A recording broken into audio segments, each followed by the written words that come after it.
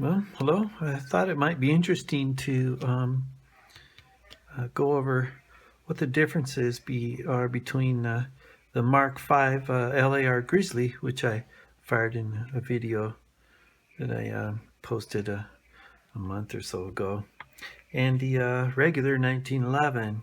So that's what we're gonna go over real quick today. The LAR Grizzly is well, it's quite a bit larger than a standard 1911, and probably end up taking it apart and showing you some of the internal pieces and comparing them to the 1911. So what is an LAR Grizzly? This is an LAR Grizzly Mark V chambered in 50 Action Express. These guns were produced for a short time from the early 80s until probably right up just before 2000, 1999 or so. They were produced in several different calibers. The Mark V generally came with this slide, which I think is 5.5 inches, and a 6.5 inch barrel. So most of the LAR Grizzlies you see are going to have this end of the barrel sticking out. So this 50 Action Express cartridge is pretty powerful. So I fired this gun in a video that I posted not too long ago, and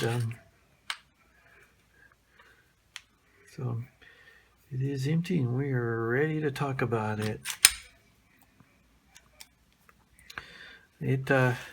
The 50 Action Express came in two versions, and I have the ability to convert between the two because I not only have the 6.5 inch barrel, but I also have the, I think they called it the 5.4 inch barrel.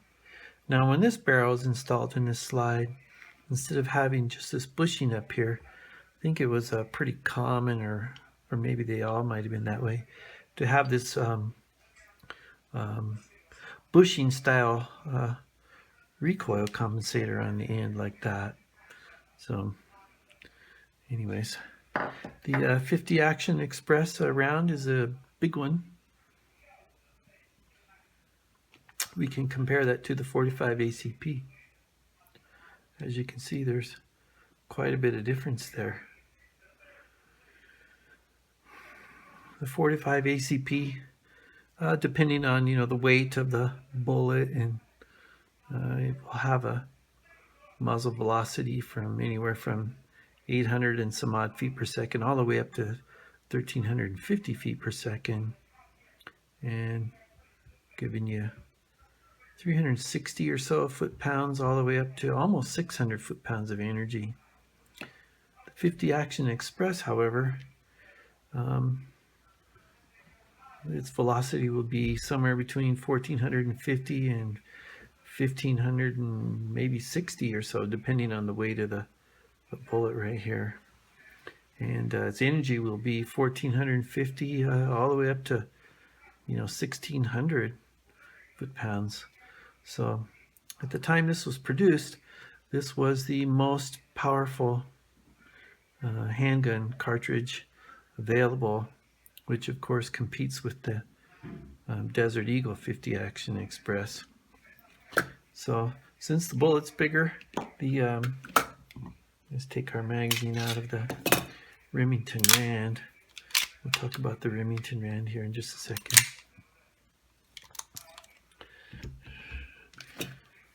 So the magazine for the 50 Action Express, is kind of huge. So you're, using a cartridge that's capable of attaining a, rifle round velocities out of a pistol. So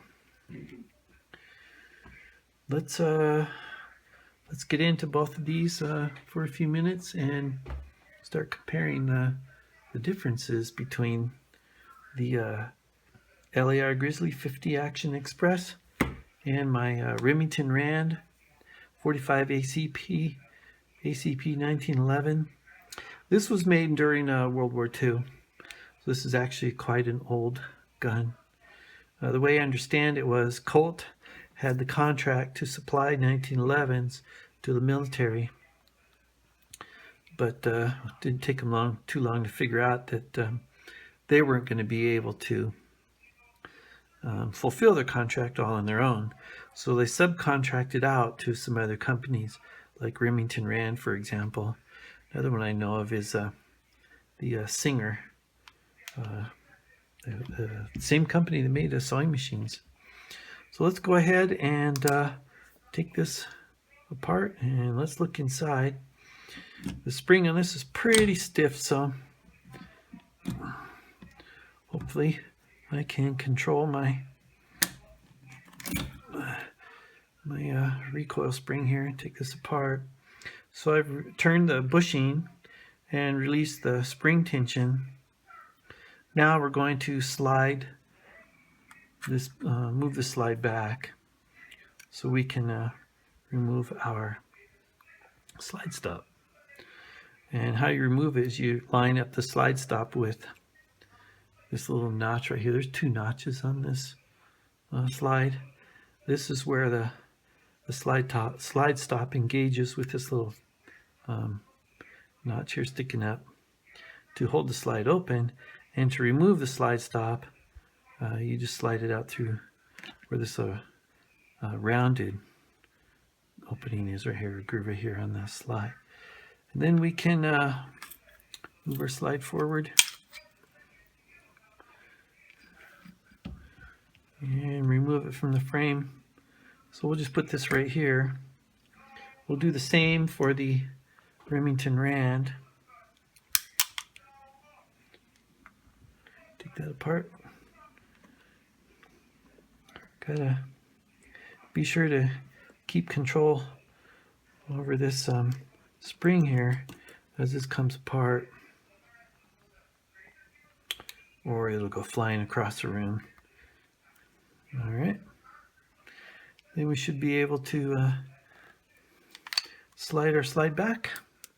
Same thing, line the little rounded notch there up with the slide stop and then move that out. Then I should be able to just slide this assembly forward and take it off.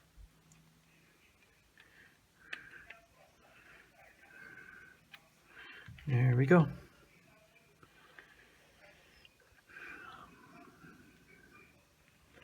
So the standard 1911 is quite a bit smaller in all dimensions than the LAR Grizzly.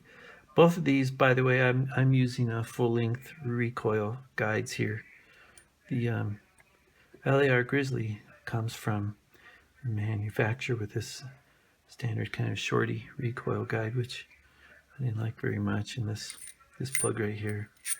So let's take these apart. Take our spring out. Of course, this is a stronger, stiffer spring. Take our recoil guide out. I have a buffer on here currently. And my spring that I've been using so far when I test fired this was 47 thousandths thick spring. I have a 49 thousandths thick spring too, which is gives you more. It's a heavier spring, but it I may need to, if I'm going to use it, remove a loop or two off of it, because when I pull the slide back, the spring stacks up when it compresses against itself, and the slide doesn't want to go back quite all the way. Alrighty, here's our barrel, bushing in our barrel. Alright, so let's do the same here. Take this apart, and we'll check that out.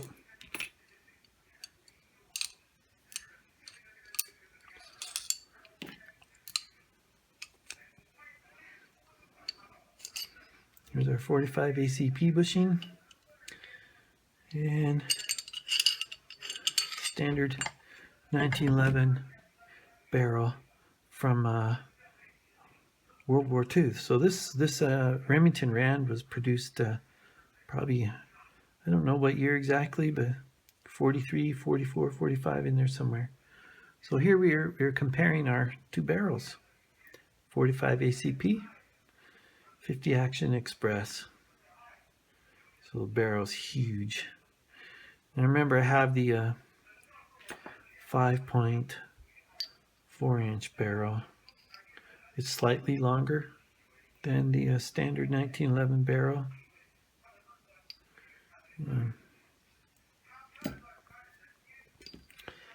Quick look at the slide again without the internals in it. So I've heard it been said by somebody, or maybe even been in an article that I read, that LAR Grizzly is kind of like a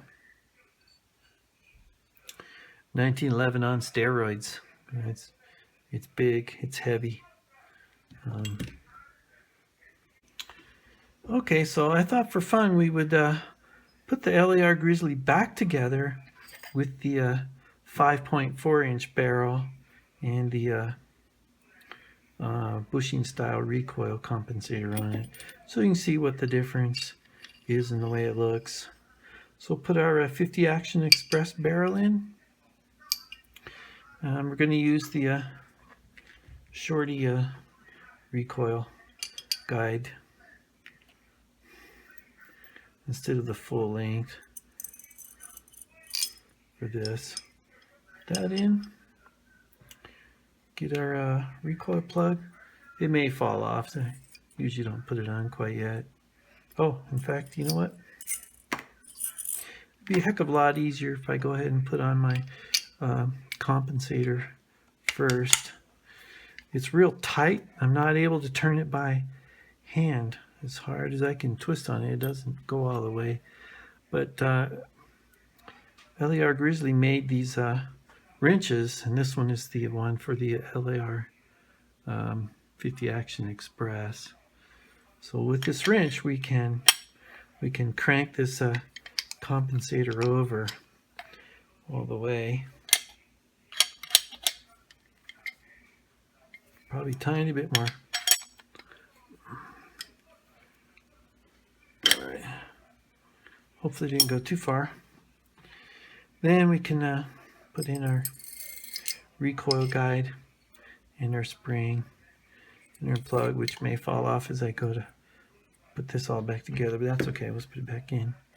Then we get our LAR Grizzly slide and slide it onto our frame.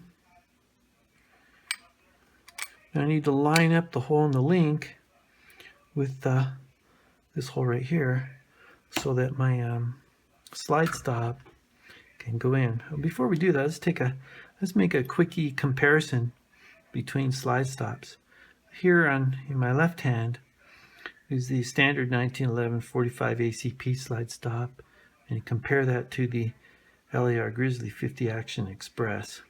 So it's bigger. A lot of parts are bigger on here too. This little tube here with the spring in it's bigger. The frame, of course, is bigger. The trigger bow is longer. The extractor is longer. The firing pin is longer. The firing pin spring is bigger. So, slide this back to here. Push this down to the little rounded slot there on the bottom edge of the slide. Move this back forward. Alrighty. Now we're going to need to push this down and hold on to it. We can do both of those operations with the LAR Grizzly wrench. See how when I put the wrench on, it's also pushing the recoil plug down. See if I can do that. Well, I dropped it on the floor. Let me go get that. Hang on a sec. All right, picked it up. Back in business. Then we take our wrench and we push this down. We'll hold on to this time so the spring won't you know, bend over on itself and the plug come out. And then we can turn this back.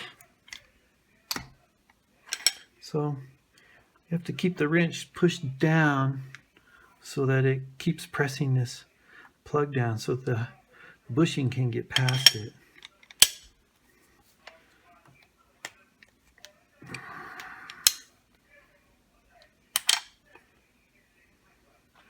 There we go. So here we have the LAR Grizzly in a different conformation. We've got the 5.4 inch barrel with the compensator on there. So most of them came this way, I believe, with the longer barrel. Now I can put the compensator on here with this longer barrel, but if you look, you'll see that you just be benefiting from the weight addition only, because in that case the end of the barrel is right about halfway through this middle port, which means the innermost port, when you fire it, no gases can escape through that port at all because it's covered by the barrel. The next port up, little to nothing's going to get through there because, you know, the barrel is covering up half of that. So you only have one port. And like I say, in that case, you're probably benefiting from the added weight here on the end of your slide rather than any compensating ability right there. It does look kind of cool though, but that back together. Alrighty, and I'll spend a moment, I'll pause it and spend a moment putting the Remington Rand back together, and then we'll compare the way the two look. Hang on a sec. Alrighty, the Remington Rand goes together very easily and quickly. This is a very smooth gun, by the way. This thing is super smooth and fun to shoot. All these parts back in those days were all hand fitted. They don't do much of that anymore. But anyways, so here we have our Remington Rand 1911. We're going to compare it again this to the LAR Grizzly, but this time with the 5.4 inch barrel and with the recoil compensator on it. So as you can see, the LAR Grizzly is a very large and heavy pistol, which fires a very powerful round. And I was a little nervous the first time I fired this LAR Grizzly, but I kind of like the sharp recoil, so I was pretty pleased with how it felt. And we'll take a little bit of practice to be able to be good and accurate with such a large, heavy gun with such a, you know, strong recoil. A friend of mine who's a gunsmith helped me do a couple modifications on this. So this is not the original hammer on here. We used it's kind of like a commander style hammer. We had to modify it to work with this high-rise beaver tail. He told me he had to do a little bit of thinking and a little bit of work to put all this together and make it functional, because the LAR Grizzly originally came with, see if I can find it, here it is, this beaver tail, or this grip safety, and this hammer. So I could switch back, you know, if I ever would let this go, and that's what the guy wanted. I don't intend on letting it go, but it could be done. And so anyways, if you're interested in an LAR Grizzly, you know a little bit more about them now, hopefully. It's a large, heavy, compared to the sleeker lines of a regular classic 1911. Not very good looking, but this, in spite of that, this thing is quite the gun. So my boy asked me if it's got a grizzly bear logo on it. He asked me if a bear would still come after me if he knew I had this LAR Grizzly on me. And I told him, well, by the time he caught up to me and I pulled this out, I'm hoping he'd stand up and say he'd like to apologize and leave. So there you go, LAR Grizzly, an interesting gun. You can get them used. They don't manufacture them anymore.